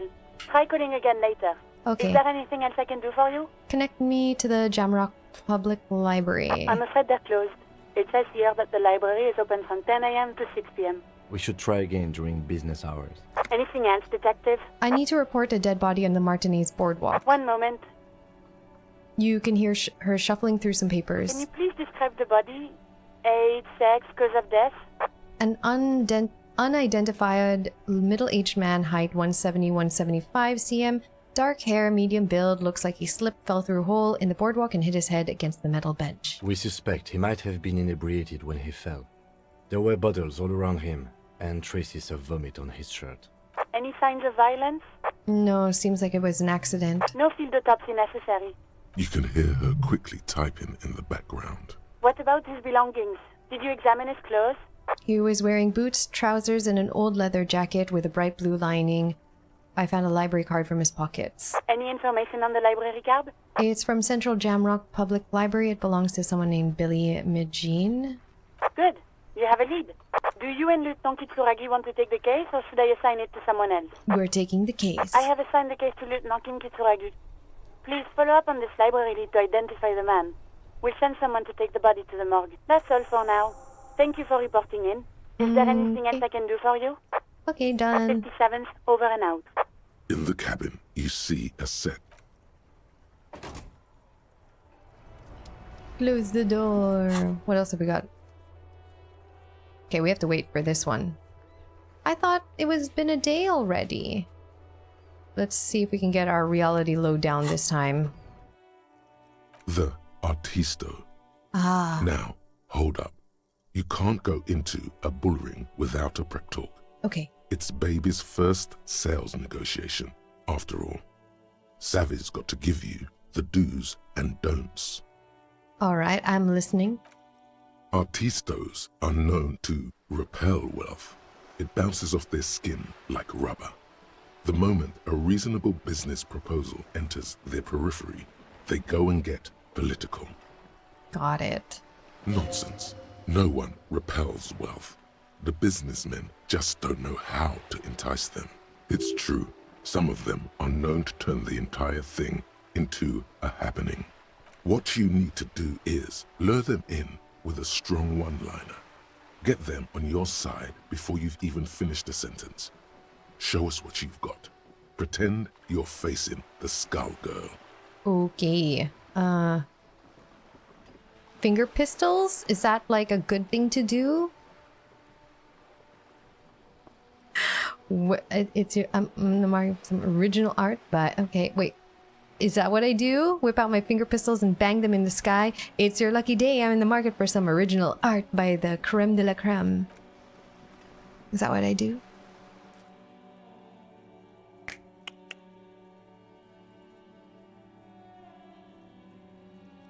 What's happening? Oh, there. Wait, I thought this was theoretical. Mamma mia. If this isn't the top seller in La Delta, no one expected you to nail this on the first try. Congratulazioni. Okay then, off you go.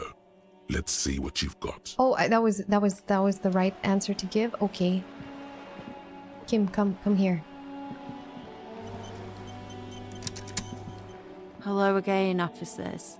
Have you come to admire my mural? Okay. It's your lucky day. Yay, finger pistols. What's that? The piggy's looking to get into the art market with a snappy business pitch. Watch out, or you'll be auctioned off and face the chop. She draws a line across her throat throat with a The thumb. lieutenant straightens his back, waiting to see where this is going. Are we witnessing a performance, perhaps? Play along. Relax. It's all part of her image. She stares at you, fearlessly, waiting for a response.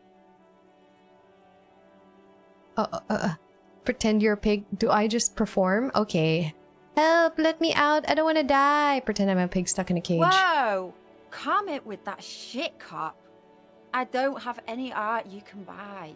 The whole point of graffitio being on the street is so everyone can see it. No charge. Expression for all. There has to be a way to convince her. Everyone has a price. Forget this public art. She must have something private and esoteric. Something that tormented her until she brought it into existence.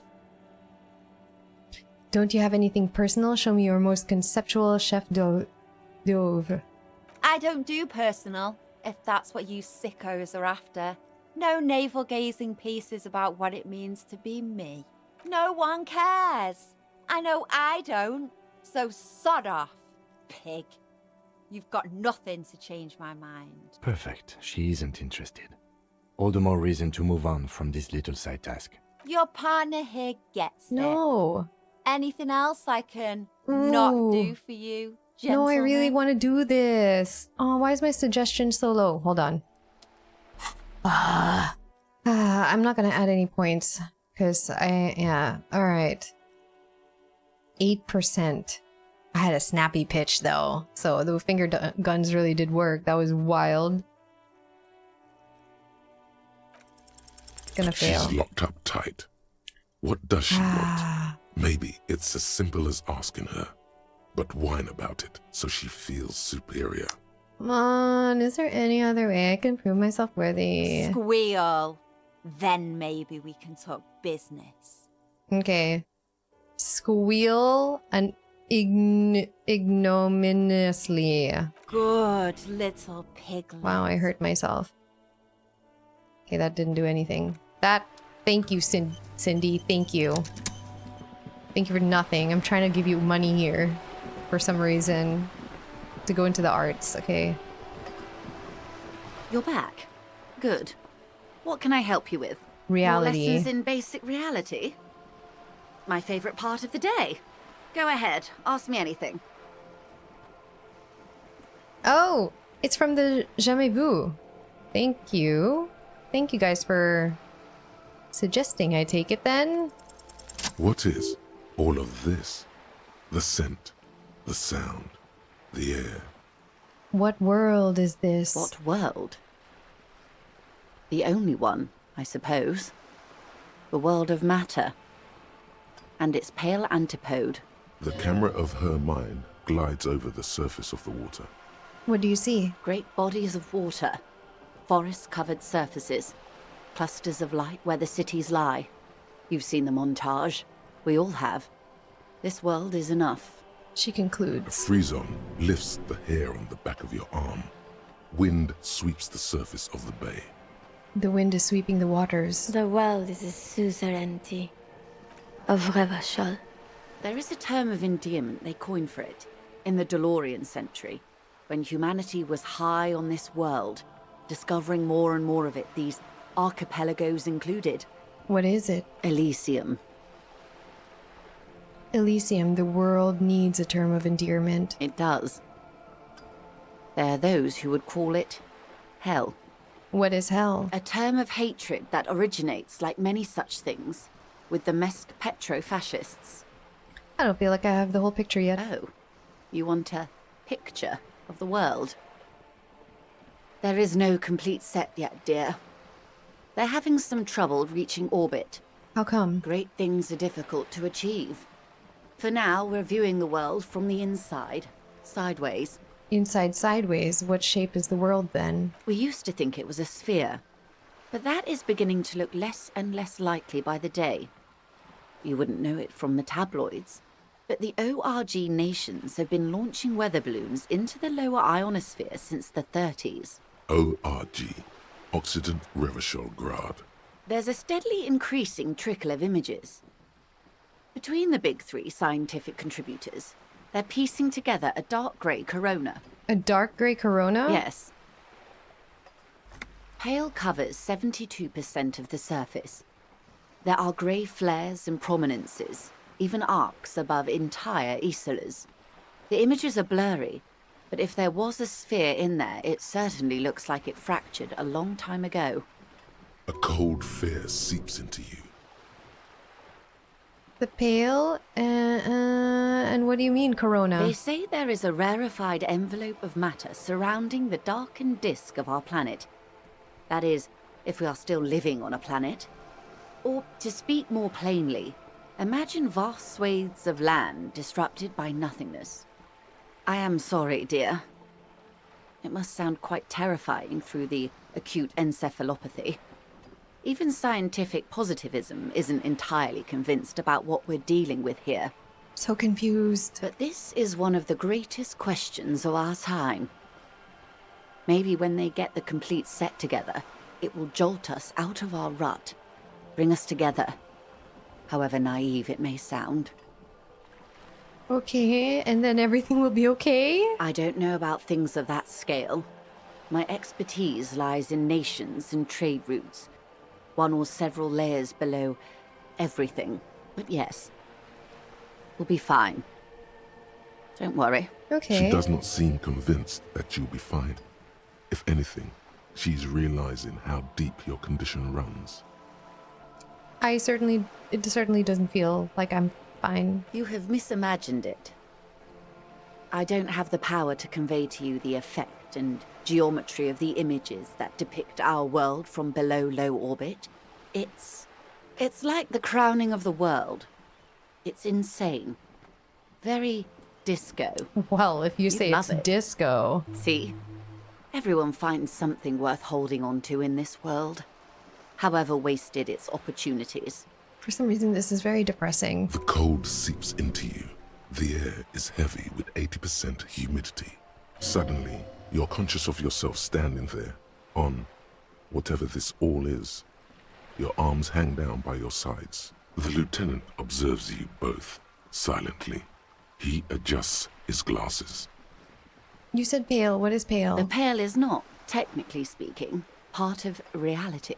Yes. Also, I think we've had enough excitement for today. We do have a case to attend to. Of course, Lieutenant. Let's try something else. What do you mean it's not part of reality? Ma'am, remember you are dealing with a very sensitive and impressionable police officer who is still recovering from a recent medical episode. I'll be fine. The Lieutenant's right. Let's change topics. What do you want to know? Anything. You could sneak back later when the lieutenant is not here, unless you can convince him to step aside. Okay, wait. Ask for him to step away while you discuss the pale. Is what you want to do. But should you? He expressly stated you shouldn't hear about it. What if it renders you mad? Or catatonic? Or makes you lose your memory again? I'll have to do it when he's gone. Yes? Okay, all for Glad now. to have been of assistance. The little that I know. Now, can you tell me Anything about else? these tattoos? Of course. Excuse my hesitation before. She reaches over the guard wire and takes the photo, holds it in her hand. For about half a minute, in silence. It was taken with a Trigat not long ago.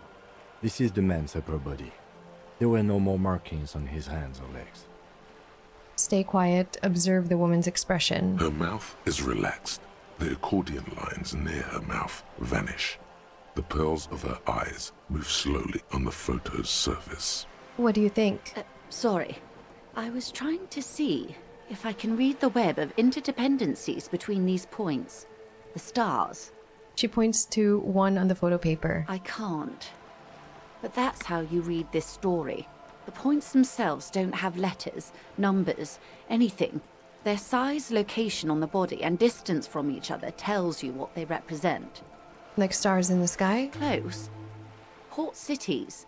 This is an Oronese map of the waterways, a sailor's tattoo worn by wayfarers of the Dolorian century. Over 300 years ago, the sailors would mark their bodies to map their travels. What is the use of this map? The sailor's soul would use it to fly back home if they should die abroad. This is a sort of contraption to be reeled back in by. The silver cord, they would call it. What travels did the dead man make? Quite a few. Vredefort, the Orkney's capital, traditionally stands on the right shoulder. He started somewhere near here, I think.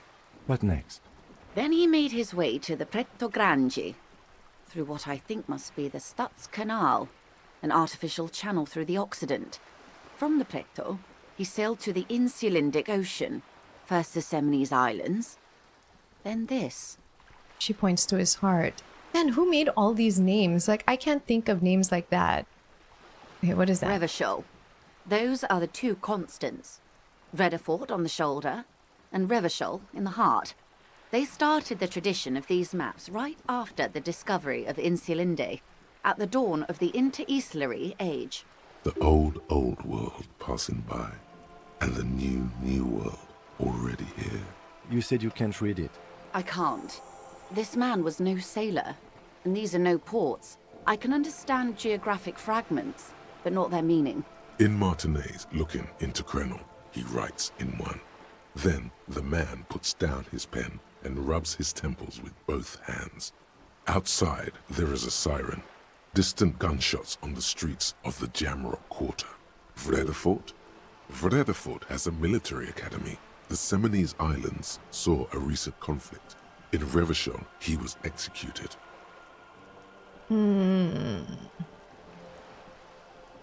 Maybe it's a record of his military career? That makes sense to me. We have no more use for a map of the waterways, just like we don't need sailors the way we used to. This is what the custom would morph into on the Occident. Mercenary tattoos. For all the boys looking for adventure, a blood spatter on the seas. Who could tell me more? His platoon members? The other contractors, though I do not suggest you go and show them that picture. This man was their friend and comrade. Surely there are other people to ask about the tattoo. This is not necessary to complete the task, officer. It's a dangerous side task. Okay, it's dangerous. Search elsewhere. Okay, you're right. Not a good idea. Leave it off the schedule. I am relieved you think so. Okay.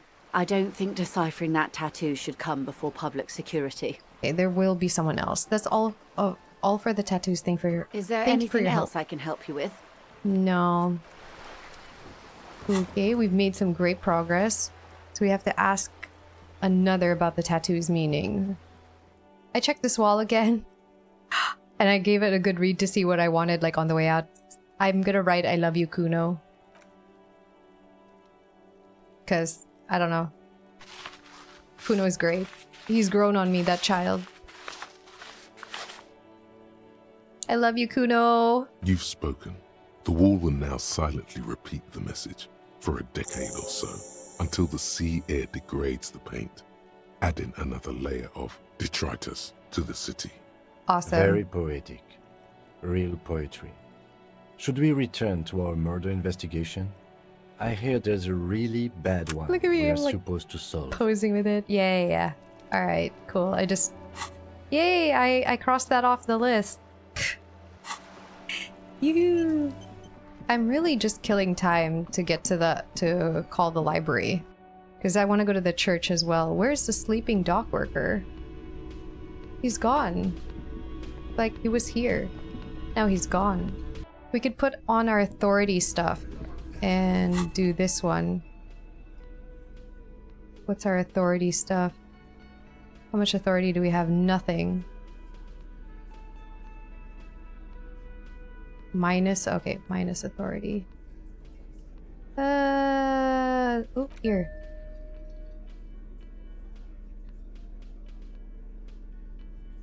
Gosh, I need. Nope. Is there a way to organize this better? Minus authority.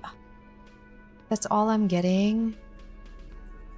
I'm wearing something with minus authority.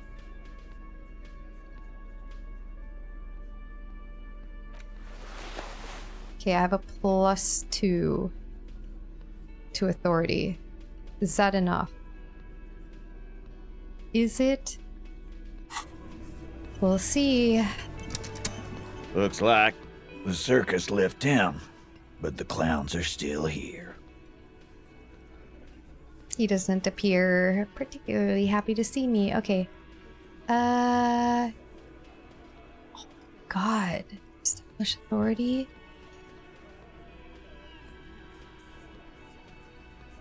I want to talk about the hanging again. Wait.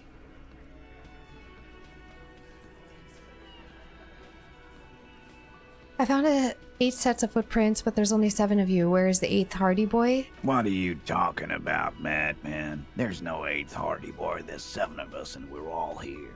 He sizes you up. Or what? You want to be the 8th Hardie boy? We ain't hiring. He shakes his head. Actually, boss, we've been talking and we think she could maybe... She? So there's an 8th Hardie and it's a Hardie girl? Who might it be? No. Elizabeth? The gardener? I don't think it is. Shut the fuck up, Glenn! I do the talking here. Now what the fuck do you want, cop? It has to be good, if he won't let you pursue it.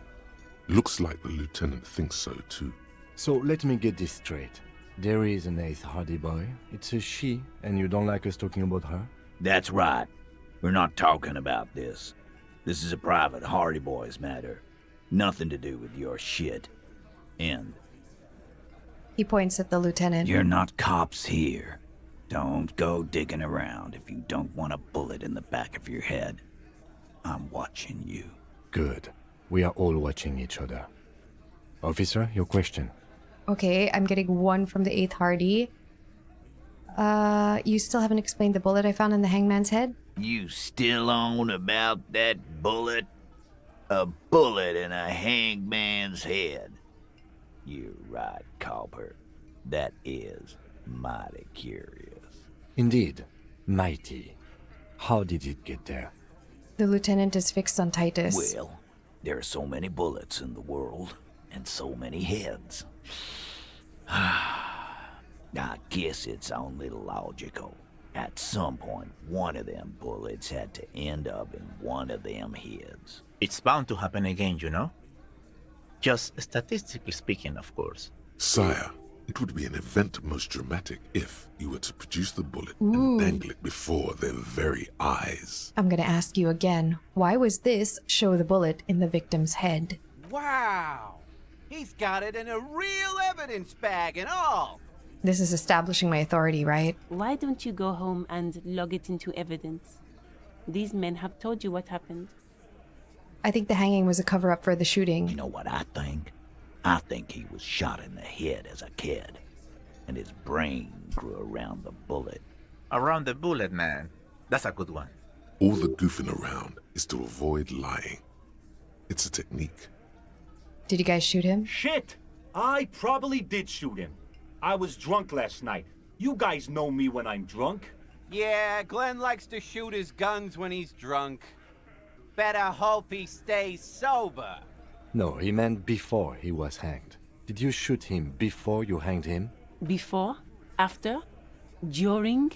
This is getting ridiculous. Elizabeth is They told you what annoying me. happened. Stop wasting your time. Don't worry, we'll figure it out sooner or Never later. been worried in my life, lawman. He crosses his hairy arms, having forgotten his beer for a moment. It's not like you blew it wide open, but there's a little crack in there. Ooh, this is working. I found someone who saw the hanging, a witness. A witness? You ain't got shit. The locals would never come to you with this. That's just cop tactics, Titus. Next, he's gonna tell you one of us already roll on the others, and he's in witness protection. My witness isn't a local. Well, let's hear it then. Who is your mystery fella? He's not alarmed by the sudden appearance of a witness, but he is surprised. This goes without saying, but nonetheless, don't give out his name. Okay, let's just say he's a high-ranking government official and leave it at that. Yeah, right. Like we wouldn't know if an MI plant was in our town. Nice try, right? MI is short for Moral Intern. Moral Intern is short for Moralist International, the coalition that runs Revachol. We're cracking him. I've seen this shit a million times, Titus. Fly fishing. They are desperate. Tell us, Copper, what wacky claims did he make?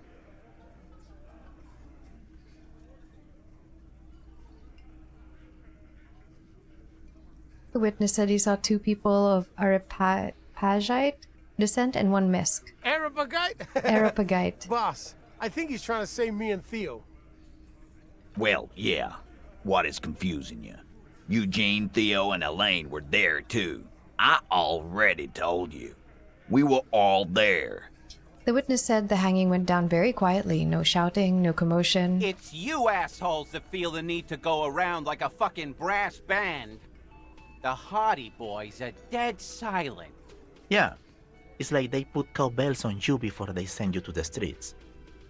What's with the cowbells, policeman? They're avoiding having to answer this question.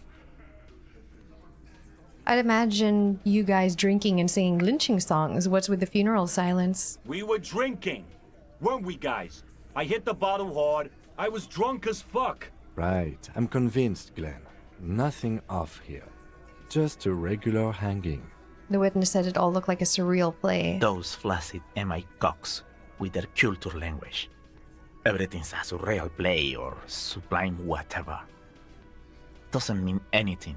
It means the whole scene was long and drawn out, like it was from a film. What is this fella's problem? Sorry we didn't make it more action-packed. It wasn't the first thing on our minds, you see? What was the first thing? Shanky. It's Shanky, right? I thought there's something wrong about the lynching story. Now I know there was. You don't know shit. I know you are lying, Shanky. He writes in his notebook. Enough about the witness. Some witness. I pulled the same shit. Came up with some shit, then went and said it to people. Get a reaction.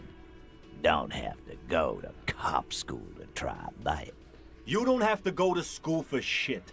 I never went to school, and I'm doing great. You're doing a hell of a job, man. Hell of a job. Okay, maybe it doesn't feel like this did anything to them, but they have to be fretting a little. Everyone is afraid of witnesses. Witness is a scary word. So much bluster to hide the fact that they're uncomfortable with you having this info. Okay. I'm gonna take off for now and then save because I feel like this is main quest stuff. Oh, well, duh, it's main quest stuff. It's to do with the hanging man, but I want to go to the church. So I want to do the church. I'm gonna leave that for now and not do that. And then we're gonna go to the church so that this is the next thing that I do next time. I start off and I just go in here and do that quest line. Because otherwise I'll never get to it. So that's what we'll do next time. Until then, take care everyone.